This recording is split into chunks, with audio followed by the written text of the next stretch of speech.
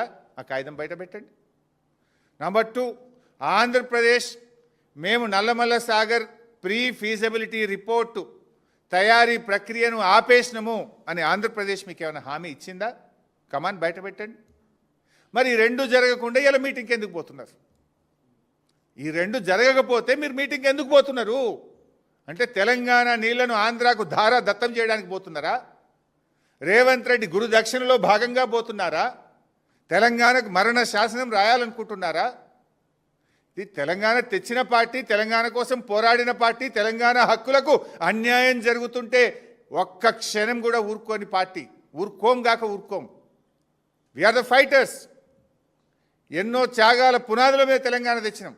ప్రజలు నీకు అధికారం ఇచ్చింది గోదావరి నీళ్లను ఆంధ్రాకు దారాదత్తం చేయడానికి కాదు మిస్టర్ రేవంత్ రెడ్డి.